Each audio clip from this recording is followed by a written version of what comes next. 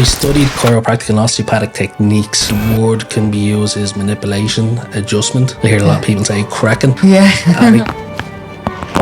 Meet Darren, an acupuncturist and physical therapist. When you live in a state of chronic stress, you have cortisol that is constantly being released. Chronic stress can lead to hypothyroidism because you're getting complete adaptation in how your body's endocrine system is functioning from all those hormones. To adapt to just being stressed all the time. And our body is constantly adapting. The brain actually begins to rewire. We have little areas in the brain that's called the sensory and motor homunculus. So they're like... Hey Darren, thanks for coming on.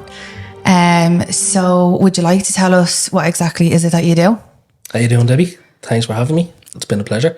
I'm an acupuncturist and physical therapist. So I've been in practice now for about 10 years. Start studying when I was 25, 26. Went back to college.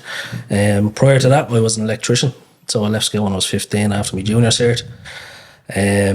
Worked as an electrician pretty much from then only up to about 4 years ago. I actually gave it up and went in full time as about 4 years ago only? Yeah, is it? Yeah. So I went back to college while I was working in the airport as a maintenance electrician, so doing shift work. It was more of a little passion kind of interest. I always said I'll go back and study. If it turns into something on the side as a little side hustle, great. But after I qualified as an acupuncturist after 3 years, I kind of lit a bit of a fire under me. So I went back and done more courses. Just kept studying, and took more interest into it. Yeah. Just I got addicted to it. Literally obsessed. Seeing how much it actually could change people's lives when I was treating them. So people that had been suffering with chronic pain for years, they'd come in and they'd get a few treatments and it literally turned their life around. So gone from chronic pain, not being able to do anything, back to back training in the gym, out walking, grandparents able to play with their grandkids, things that you wouldn't normally, as an electrician, I wouldn't have thought about. Yeah. And when I seen that, I was just like, that's it, I was hooked, I was all in. So eventually then worked in the clinic, built up a bit of a client base, and I then took the jump to go from an old safe job where I was paid whether I was sick or in work to being a solopreneur. Yeah, self-employed. Yeah. It's such a big difference, a big career change. Yeah. Yeah, and why? So what made you just completely change? Just because what you seen the benefits of what I done to people? Growing up I was always into health and fitness. I was big into martial arts, so I've done a lot of combat sports myself, and a couple of people that I trained with worked in they done massage therapy, hypnosis. One guy I trained with was an acupuncturist, and when I was going back to college I was kind of tossing between physical therapy and acupuncture. And after having injuries myself over the years and going through all the different kind of treatments, acupuncture was the one I found gave me the most relief. Yeah. But I didn't fully understand it because the language is just so different to what we know in the West. Yeah. Like all the scientific kind of word. Yeah, they talk a lot about energy and meridians, and being an electrician, I like to take things apart. You have that kind of engineered mind. So that's when I finished that, I was like, there's more to this. I know it works. I can see it, but I don't understand it. I need to understand it. So that was when I went straight back in and done physical therapy then. Yeah. And then I started studying neuroscience and neurophysiology. And then I began to say, right, I can see the mechanisms now as to how it works. And it actually turned out that there was a mistranslation from Chinese texts hundreds of years ago. When you say West. What do you mean a mistranslation? So the word meridian is actually a French word. So the guy that translated that from, so when they talked about it in the Chinese classical text, the words were Jing Lo, Jing Mai, and they were talking about, so they just called the vessels. So all the medical terminology that we have today wasn't around back then. And bear in mind, this was China a couple of thousand years ago versus Europe and the West, 24th, 20th century, 19th century. It was only the 19th century when we began dissecting bodies in the West they've been doing it in China for like thousands of years. Yeah, so are all these treatments and stuff that are they mostly, do they come back from China? Every single one, like the needling and the Acupuncture, there is some differing opinions. There's some evidence to suggest that it may have been actually like Vikings, because there was some ancient text where they found like needles on boats, but the needles that were used then aren't the same as the needles we use now. they found them where, sorry? On like boats, and they found Right, scriptures of history going back to that they used to treat people with needles. Yeah. But like the needles then were like knitting needles compared to the little tiny ones we use now. Yeah, Jesus Christ. Yeah, so for anyone who's listening to this episode, you'll probably see little clips of me getting it done throughout. We'll probably throw a clip in there to show the me leg fully pulsing. Yeah. Yes, I could only imagine. They were really thin. They were really thin. Yeah, they were using like knitting needles. Jesus Christ. So that's like the ones we use today would be as fine as one of the hairs on my beard. Yeah, You know, that's they're that small. mental. Yeah, and so you went from acupuncture and then you went to, sorry, so what's the correct term for the chiropractor? Is that what you call it? Yeah, so I studied chiropractic and osteopathic techniques. The word can be used as manipulation, adjustment. I hear a lot of people say cracking. Yeah. And again, historically, that goes back to years ago. There used to be people that were called bone setters. They were called what? Bone setters. All right, okay. So what they used to do was, and the idea behind it was that they would realign your bones because a bone was out of place. Now that we have a lot more imaging available to us, we've a lot more deeper understanding of the body. We know that we're not actually pushing bones or joints in and out of place. We're more so gapping them to create a physiological change within that joint and therefore to the surrounding structure. So that crack, that pop that you heard, it's called a cavitation. When we get a cavitation like that, it's a gaseous exchange that happens within the joint. So there's nitrous oxide builds up in the joint. That creates pressure. So if you think of it like when you have, say, a bottle of Coke, you shake it and then you open the lid and the pressure in that will just pop the lid off. It's the same kind of mechanism that's happening within the joint. So when you have that pressure there, there's pressure on the nerves, the blood vessels, and that will affect the surrounding structures that are supplied via that nerve and that blood vessel. Yeah. So by releasing that tension and pressure from within the joint, subsequently you're taking pressure off the nerves, the blood vessel. There's little small sensory nerve fibers within the actual joint that gives feedback to the brain as to how that joint is able to function and move, and that begins to cause that whole cascade of change. Yeah, that's all because a few people have said, you know, when you were younger and all, like, I remember people be sitting there cracking their knuckles or cracking this and cracking that, and then you'd hear someone saying that's not good for you, that you're constantly doing that. You'll get arthritis. You would have heard of things like that. So is that wrong? Like, it's not right. It's okay to do this. It is okay. Again, going back to like what we were saying, the knowledge around it back then, because of the minimal understanding we had of like physiologically what was happening at the joint level, was wrong. So we years ago used to say, oh, you're rubbing your bone off your bone. But there's cartilages, there's discs, there's structures we have in between our joints that affect and prevent that from happening. So when we're talking about arthritic change, we're more so talking about like degenerative change, like osteoarthritis. That's more so a result of actual pressure being on the joint for some time. And not doing that. I'm not doing that. Right, okay. Because the joint is going to begin to react to those forces. So there's a concept that's called Wolff's Law, and that tells us that bone is going to react to the forces placed upon it. And it's the same for every structure. You go to the gym, you put forces on your muscles grow. They change. The body's constantly going through an adaptation process of change, whether that's towards a negative or towards a positive, all based on the stimulus that we give it. So whether that's training, getting treatment, doing nothing, sitting on the sofa. So in my clinic, I see people that sit at office-based jobs all day. I see people that personal trainers, I see professional fighters, I see footballers, all across the board. And they all kind of present similarly. Difference being is recovery time for, let's say, an athlete versus someone that does nothing is going to be a lot quicker because their level of adaptability is so good because they're constantly stimulating their nervous system. Yeah. They have more oxygenated blood getting into all the tissues because the cardiovascular system is better versus someone that sits at an office all day, then comes home, sits down and just eats on the sofa watching telly. Yeah, that's all I was saying to you. I kind of, when I went to doctors, I kind of let myself go. I haven't been really doing any sort of exercise, and I felt so stiff.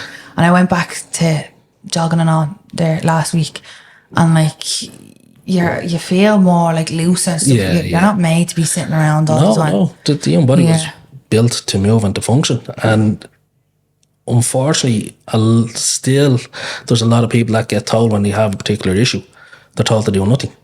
And it can be scary for someone that goes through that process of presenting with back pain, going to the doctor, getting an MRI and being told you have a herniated disc or you have degenerative change. Although all are pretty common, they are not normal. So we're kind of gone the polar opposite now in the world of like physiotherapy, osteopathy, chiropractic, where you're told those changes are normal. Like, I expect you to have that, whether you're someone that is like 25 plus, there should be a degree of change within the joint. And I kind of think the opposite. Although it's being considered normal, it's more common than normal. It's a change away from normal, so it's not normal, it's common. And the way I kind of describe it to people is it's like your teeth. You don't wait until your teeth are completely decayed before you go to a dentist or before you clean them. You do it proactively every day. You go and see the dentist twice per year, every year. What would the dentist be for someone then, for say your back or your... It could be a physical therapist, it could be an acupuncturist, it could be a chiropractor, an osteopath, massage therapist. It could be all of those things. And how, like, as we were speaking earlier on, obviously it depends on your injuries and stuff, and like how often does someone go, or say, obviously you're doing different treatments. Yeah. What injuries or what different type of, say, person would go for them specific ones? Like, say, if dry needling, what would that be suited for best? Or and so it's a good question. The way I kind of look at it is the young body that's the core focus, right? Yeah. We have principles based on anatomy, physiology. We understand mechanisms of change. We understand the issues that are generated from, let's say, a herniated disc. The issues that are generated from an injury within the first 3 months are going to be different to the lasting change post 3 months, because then you're actually starting to see changes within the nervous system. So the brain actually begins to rewire. We have little areas in the brain that's called the sensory and motor homunculus. So they're like Google Maps for our body. It's literally an anatomical representation of your body. And so this is where you'll often hear of, say, people have a stroke. Those parts of the brain get damaged, and that's why they can't move their body.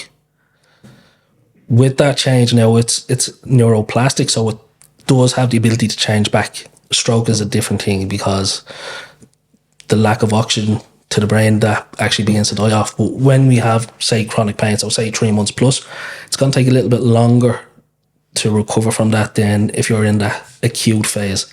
And then obviously there's different levels of disc herniations or, say, tears in muscle tissue. So there's no one answer for all.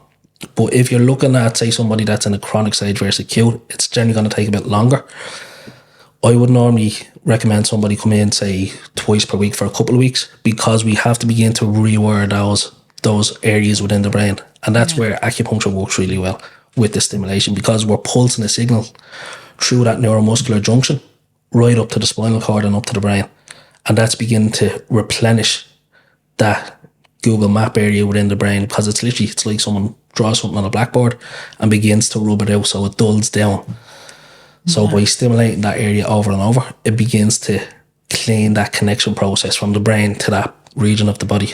Does that make sense? Yeah, I get you, yeah. So, and then with the Chinese herbal medicine? Yeah, so you studied that as well? I did. I've done a 2-year postgrad degree then in herbal medicine. Now, as much as I love it, it's not the area that I have really focused on, but it's somewhere that I want to get back to and start practicing again from next year. So I've kept things like very basic for myself. It's So like, you know probably more than like say me or anyone like that's our next edit here. TikTok is my Google now. Yeah. Like if I want to search something, I'll always pop it into TikTok because you'll get like review or something. Yeah. And I typed in this morning Chinese herbal medicine, and oh my god, like people with full faces of eczema, and then they're literally cleared. Yeah. Like, and as you said, chronic illnesses and like it's crazy. Like that's where I think Chinese medicine really differentiates itself from Western medicine. Because when you say Western, do you mean like ordinary drug kind of? What we're used to, like we go to the hospital now. Not saying one is better than the other. Both have the positives and negatives. If you walk out onto the road and get a smack of a car, you want to go to the hospital, you need surgery. Do you know what I mean? It's life-saving. But in the more chronic conditions, what we tend to do now is just medicate for the symptoms. With Chinese medicine, it's always about trying to find that underlying root cause of what's happening. So the eczema, that's a symptom of something that's changed inside. And with Chinese medicine, what they want to do, they want to actually figure out what it is that's causing that presentation of that skin condition and begin to work on that versus just giving you a symptom for the itch or giving you a steroidal cream, which is great short term, but we know long term that there's side effects from that. So you get tissue weakness, so tissue begins to break down much easier. You get collagen weakness. You can get liver failure and stuff like that. Yeah, there's so many benefits, and it's a shame that we don't really have an integration of both within the one system. I think there's definitely place for it. Yeah, and so in China, if I was to go in China and went to the doctors, would I get prescribed one of their medicines? Probably. It depends. Yeah, such a big. It's not like, say, I was thinking like with all these medicines, it's only like certain shops that would do them. Like I thought like the drugs that we get would be all over the world. That's what everyone kind of gets. So in China they do combine both. When I finished my 3-year diploma in acupuncture, I went to China. We worked in a hospital for 8 weeks, so we were seeing people coming in with like serious neurological issues. Excuse me. We had people coming in with strokes. We had people coming in with infections, and what was really great was somebody, let's say for example yourself, let's say you came in with that debilitating low back pain that you had. You would come in, speak to the doctor, he would send you down for your x-ray or your MRI. You would be back with the images in your hand within like an hour and a half. That doesn't happen overnight. And then you get treatment on that day. Now what they do over there is they treat every day. They what, sir? They treat you every day. Right. What do you mean by that, they treat you every day? That treatment that we just done, you would have that done every day. In the hospital? Yeah, for a couple of weeks. And again, depending on what's going on. But generally they treat every day because, again, to really stimulate those physiological changes. So it would be the dry needling? Is that what they would have been doing? So dry needling is a term that came from, again, the West, which is a version of acupuncture. So for me to do my course in acupuncture was 3 years. You can do a dry needling course in a weekend. Over in China, like? No. Over here. All right, okay. No, you have to be a physiotherapist. You have to be a osteopath, chiropractor. Have certain you should knowledge behind you. No, let me rephrase that. You should have. Not everyone does, because complementary medicine and healthcare is very unregulated in Ireland. It's not under-regulated, it's unregulated. So let's say I could go out, do a course in massage therapy in like 6 weeks, and then I could do a course in dry needling that's 2 days. Yeah, and probably what happens if these needles go in the wrong areas? Could they be serious? So one of the most common side effects of like adverse reactions from acupuncture. Now, when I say common, it's not that common, but the worst would be like a punctured lung. A punctured lung? Yeah, so pneumothorax, and that is a medical emergency. If somebody comes in, that happens, they need to go to hospital. They need their lung taken care of, and has been getting more common with the likes of the shorter courses, but it could happen to anyone. It's no difference to any other medical treatment that there is going to be cases of adverse reactions. So it's down to each practitioner then to really know their anatomy, know the person's underlying health conditions, like do they have COPD, have they got issues with their lungs, could the lungs be inflated. Yeah, why would you do acupuncture near the lungs? Would you do it all? Yeah, so the muscles on the back. So like if we're treating the likes of your rhomboids or your mid traps, that's directly over the lungs. The only barrier you have really is your ribs. There's actually a video on YouTube of a medical doctor teaching a course, I think it was in Australia, and he punctures one of the students' lungs, demonstrating the technique. Now, he thought he had the rib blocked and he was needling. He wasn't near the rib. Yeah, so that's student had to go and have surgery straight away. I can't believe that's even online. No. It's probably more for educational purposes. Yeah, I think it's good that people understand that with everything there's risks. And it's like anything. If you're going to someone that has little to no experience with needling and they've only done a weekend course, the treatment's going to be very, very different versus if you go to someone that has lots of experience, understanding of anatomy and physiology. Like physiotherapists have to do 4 years in college. Acupuncturists do 3, sports therapists do 3, osteopaths, chiropractors. There's no chiropractic colleges in Ireland, but they're still 3 to 4 years, and osteopaths are the same. So for somebody to do like a massage therapy course and then come out and do a dry needling course, there's very different levels in understanding of anatomy and physiology, and then what changes is expected and how to describe that to the patient. So going back to the dry needling, so what would be the benefits of? So benefits, aside from just feeling good, so dry needling is going to be really good for the likes of your everyday person, athlete. So we get what's called trigger points. Trigger points can refer pain, so they can mimic like neurological pain, whether that's pain coming down the arm, sciatic pain coming down the leg. So we needle your glute area. Very commonly you can get trigger points in a muscle called your glute minimus, and that is like the mimic of sciatica. It literally comes right down along the sciatic nerve. So that's like different to true sciatica. True sciatica would be like coming from the disc where the actual sciatic nerve is getting caught, but with the trigger points it's not. So you can needle the trigger point, get a fasciculation, so it's like a twitch response. You felt you were twitch earlier, and that will help eliminate that. Now, what happens when we have an issue for a period of time is we also get adaptation in what's called our fascia. So our fascia is a lump of connective tissue. It's collagenous tissue. So when you think of like all your hyaluronic acids that women use for the face, hyaluronic acid is within your fascia. So when we get issues with our fascia, we get down regulation of hyaluronic acid. The fascia tissue physically thickens, which is why people get really tight and restricted and can't move. So it densifies over time. That's going to restrict movement, like we said. It's also going to play another role. So it's like a cyclic thing where it goes into your pain. Dry needling, acupuncture is going to help remodel that tissue. So it's going to stimulate all the fibers within the tissue, and it's going to cause like a neurochemical reaction. So you get like a biochemical soup that happens at that level, and that begins a process of remodeling the tissue. So you get elasticity restored, you get improved movement, you get a lot of like your endogenous opioids, so your natural body's painkillers and feel good hormones are released. So like I would say 60% of the people I treat, because I leave them with the stimulation on for a number of minutes, so a lot of them fall asleep while they're getting it done, while they have needles even when their leg is pulsing it.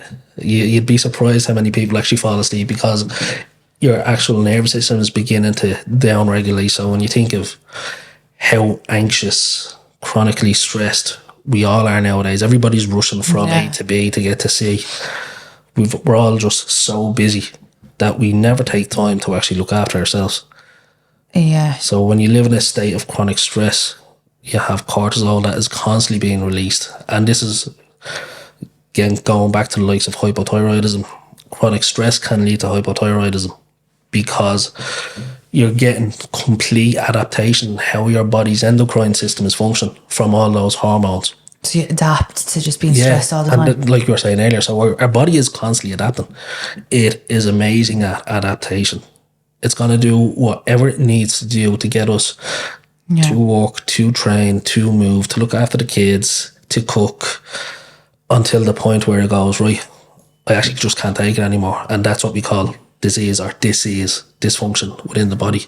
Yeah, that makes sense. I've been listening to Joe Dispenza, Placebo. Yeah, and it's mad, like the stories at the start. And it's, people making themselves sick, and it's like that's all. I feel like I'd be thinking now, because I have MS, I'm like, did I bring that on myself from just being stressed all the time? Or like, say, like me back, then I was talking to somebody else with me, that it's from being stressed all the time, being tense, like that I could have brought these injuries on myself. So it's crazy. It is, and I never like to say, realistically, we don't know.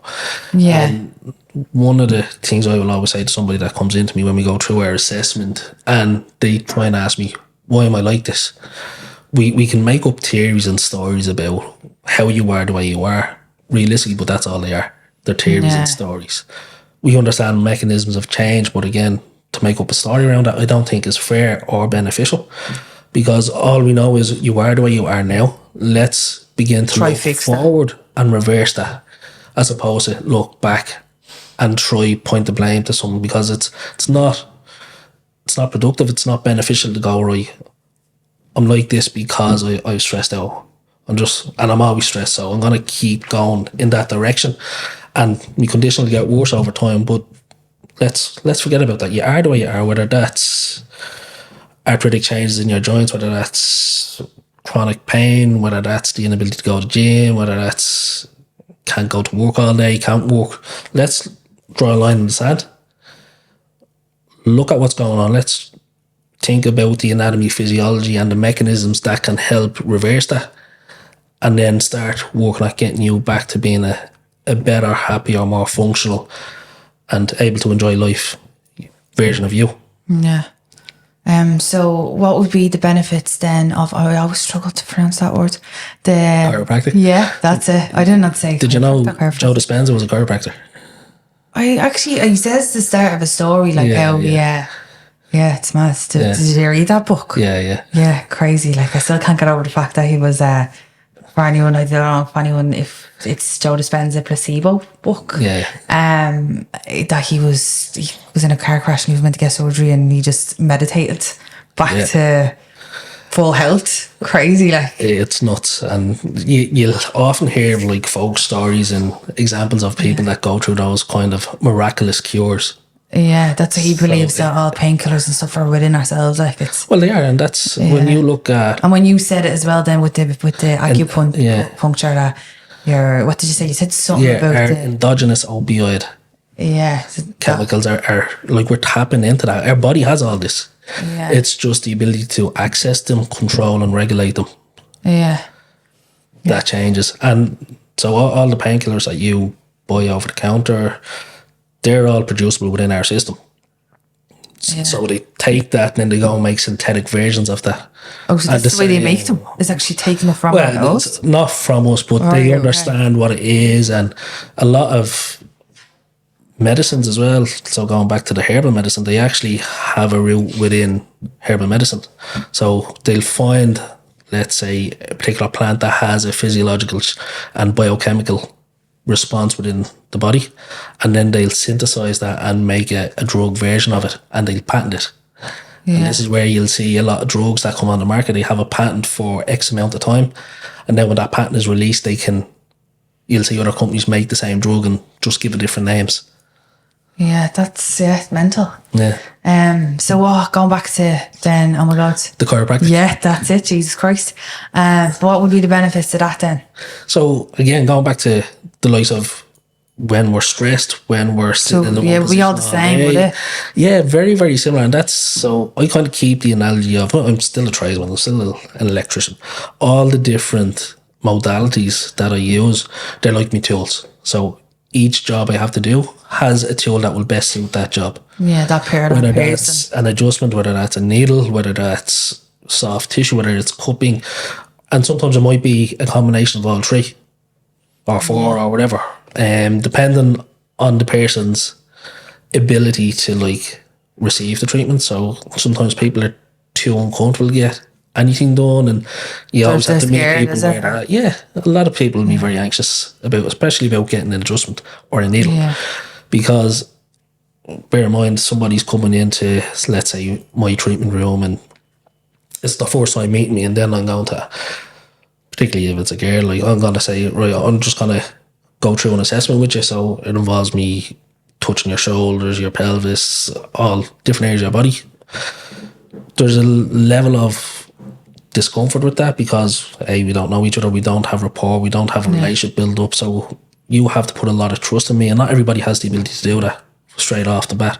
I was just like, he knows what he's doing just now. All good. So I always try and meet people where they're at. If somebody is too uncomfortable, say session number 1, to have any of that done, like, that's cool. Let's still do something to get you back to feeling a little better and moving a bit better, and then we can come back to that the next time, because it's like dating someone. You kind of have to go through the processes of building rapport and trust with that person for them to ultimately trust their health and their body in your hands. Yeah. And would you go into anything else or studying anything else? Is there anything that like you're interested in? I'm in college at the moment. Oh, so what are you studying I'm now? in the pursuit of I'm looking to do a master's degree in physiotherapy. I'm doing a degree in sports therapy initially. So I have a year left in that, do that, then push on into 2-year postgrad for the master's in physiotherapy.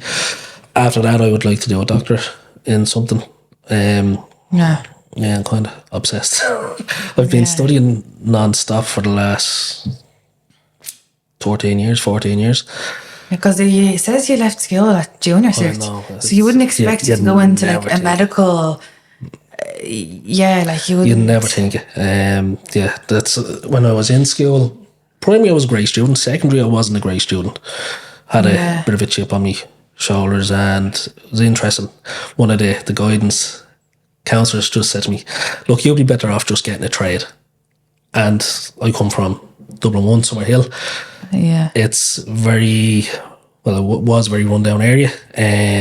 Lots of crime, lots of drugs. So if you got a trade and you were working, you were doing well. So that was what I focused on. I feel like an electrician is a good job as well. It is a good job. I remember it wasn't for you.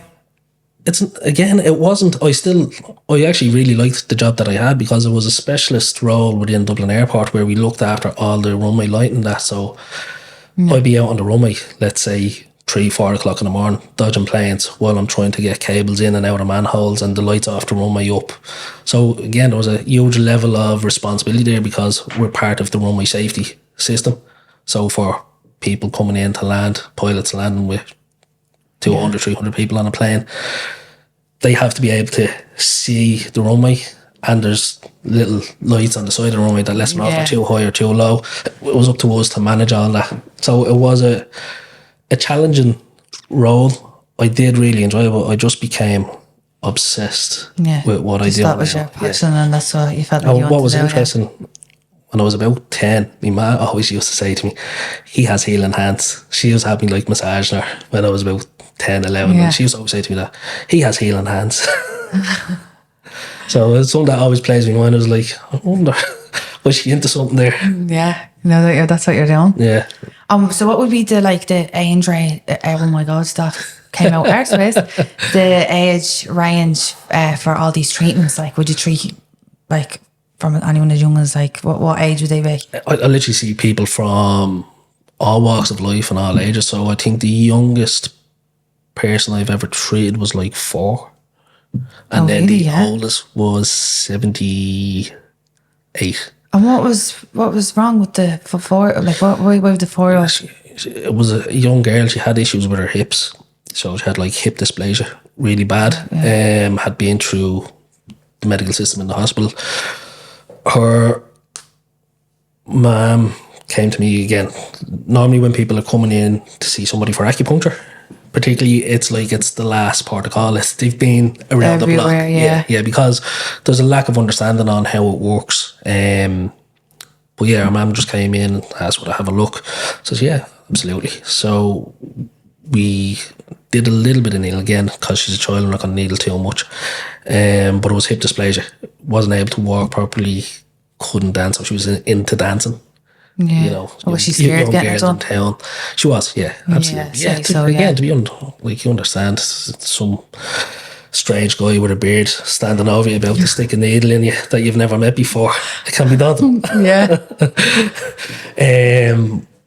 Well, we done a few treatments for acupuncture. We did do a couple of adjustments and some soft tissue work. Put in place a rehab program, and I think it was about 4 weeks later, our mum sent me a video of her cycling her bike on her own. That's unreal. And that was a very rewarding moment.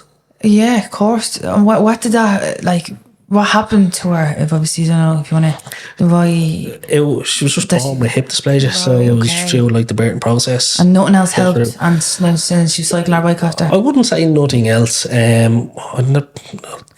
don't like to take like blame. I don't like to take what you call it. I wouldn't not celebrate.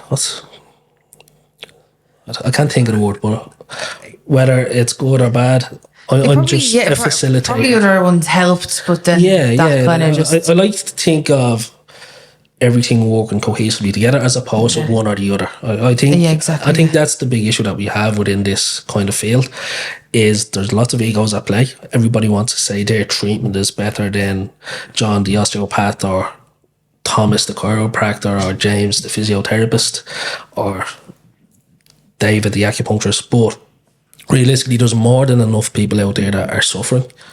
As a profession, as a professional field, I think there should be a lot more integration of people working together, as well as with medical doctors. So around my area now, we're actually starting to see some of the doctors, the GPs actually doing acupuncture and treating their patients.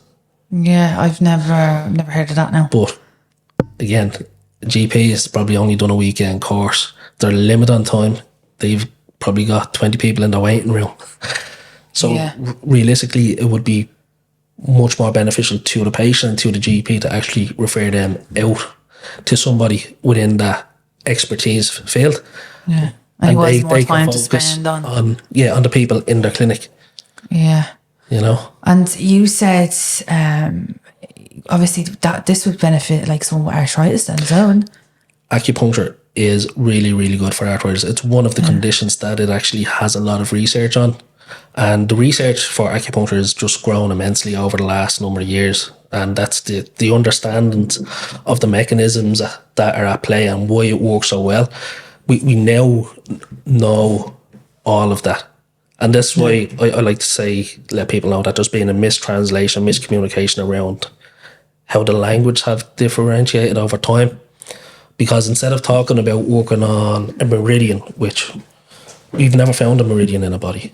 When you say meridian, so what would that be? That's what I mean. So when I went through college as an acupuncturist, we learned about meridians and chi and how energy moves through these vessels. But we've never found these vessels.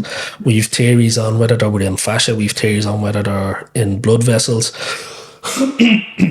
Excuse me. But we still have no definitive solution. Whereas when you look at neurophysiology, so how a nerve functions, everything lines up when you look at acupuncture, even the maps. So what was called meridians, I call them vessels because I don't like to use that word because we don't know what it is. So those vessels directly line up with your nervous system. So out of 300 I forget the exact number, 56 acupuncture points, 354 of them lie over neurovascular nodes. And that's like major, if you think of like your road network, let's say your nerve is the M50 and you come off your turn to come, say, down here. That's like a node. That's where the nerve really stimulates all the tissues out from that. And almost all of the acupuncture points directly line up over those. And that's why you feel that sensation when you needle them. Sometimes you get a little, let's say I needle your arm, you'll feel a dart literally down into your hand, and it's following that nerve pathway. Yeah, that's mad. Yes, thanks so much for coming on, Darren. You're very welcome. Thanks for having me. Anyone is looking to reach out to you or get any treatments done, where can they find you? On Instagram, it's Physiocare Dublin. On Facebook, it's Physiocare Acu, I think. I forget. Well, tag it all below, and anyways, we will. Yeah, and then for anybody that is professionals, we actually we do a bit of teaching as well. Yeah, you do courses, yeah? Yeah, we've actually got a course in 2 weeks' time that is a very niche area. So we're actually doing dry needling for pelvic floor. So people that suffer with pelvic floor pain and dysfunction. There's a specialist lady coming over from the US, and that's all she does is just pelvic floor pain and dysfunction. When you say pelvic floor, I'm like, I'm so bad with all the terms and stuff. When you say pelvic is all here. Your pelvis is pelvic floor is like your genital region. So a lot of women that have babies will have issues with the pelvic floor. So you get like stress incontinence, say pain having sex, all those kind of changes that happen down around the genital area. Now it happens to men as well. So I've treated quite a few men that have issues like getting erections, pain, having sex. Have been to the hospital, the urologist, and kind of end up going onto a waiting list for like 2 years before they get any actual treatment. And what would have caused all that? Obviously, for a woman, it's having a baby, but what for a man? For a man, it could be stress, it could be trauma, physical, emotional. It's hard to say. It could. Cyclists would be people that would get it a lot because of the, especially long duration cyclists. Now it's not the area I would see most. It would probably be like 5% of my practice. Whereas the lady that's coming over and teaching the course, it's 100% the whole practice. And she's coming over from California. Excuse me.